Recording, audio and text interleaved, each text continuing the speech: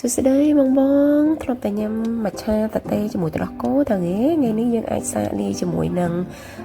គ្រាប់សម្រងយើងវិញមើលចាគឺថាល្អមែនតើសម្រាប់សុខភាពជាពិសេសអ្នកដែលគាត់ក្តៅក្នុងអីគឺញ៉ាំទៅគឺល្អមែនតើហើយនឹងជួយសម្រួលដល់បញ្ហាពោះវៀនយើងផងដែរដែលមុនដំបូងយើងគ្រាន់តែយកម៉ាឆាយើងហ្នឹងមកដាក់លើកត្រងឲ្យវារៀងរាយបែកចេះណាបងហើយបន្ទាប់មកយើងចាក់ទឹកក្តៅតែទឹកក្តៅនោះកុំយកក្តៅពេកយកត្រឹម70អង្សាអីបានហើយព្រោះដល់ពេលដែលប្រើទឹកក្តៅខ្លាំងពេកវានឹងធ្វើឲ្យ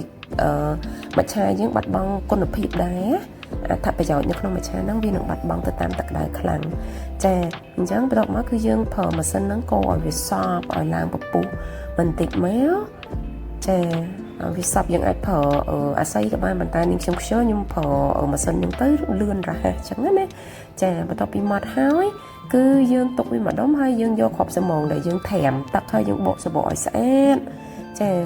ប៉ុណ្នេះមកយកមកគឺល្អមែនតើសម្រាប់អ្នកដែលគាត់ទល់លាមកឬក៏មានបញ្ហាពោះវៀនអីក៏ជួយបានច្រើនដែរចាយើងរបៀបវាឲ្យស្អាតអញ្ចឹងមកហើយបន្ទាប់មកទៀតគឺយើងអាចដាក់ទឹកកកយើងចូល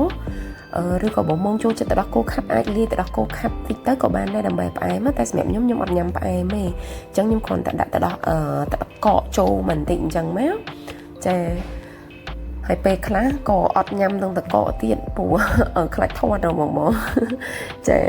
អូខេបន្តមកទៀតយើងចាក់ទឹកដោះគោស្រស់យើងចូលទៅខ្លាចធាត់តែទឹកដោះគោសុំមកសិតតែ full cream អូខេយើងចាក់ទឹកដោះគោយើងចូលអញ្ចឹងមកតាមចំណូលចិត្តបងអញ្ចឹងណាចង់ញ៉ាំចាស់ចង់ញ៉ាំអត់សូវចាស់អីយើងអាចលាយទឹកដោះគោតាមនឹងហើយយើងចាក់មច្ឆាយើងចូលអញ្ចឹងទៅមច្ឆាហ្នឹងយើងក្លុកវិញទៀតព្រោះពេលដែលយើងទុកយូរវាអាចនឹងរងកតិចមច្ឆានៅក្រោមទឹកផ្សេងមច្ឆាផ្សេងអញ្ចឹងណាបងចាហើយយើងចាក់វា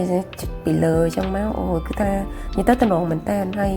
អាហារពេលព្រឹកហើយដាក់មួយកែវទៅជួយទាំងសម្រស់ជួយទាំងសុខភាពសម្រាប់ការធ្វើមច្ឆាសម្រងនោះគឺងាយស្រួលខ្លាំងមែនតើរួចរាល់ជាស្រេចអរគុណសម្រាប់ការចូលទស្សនា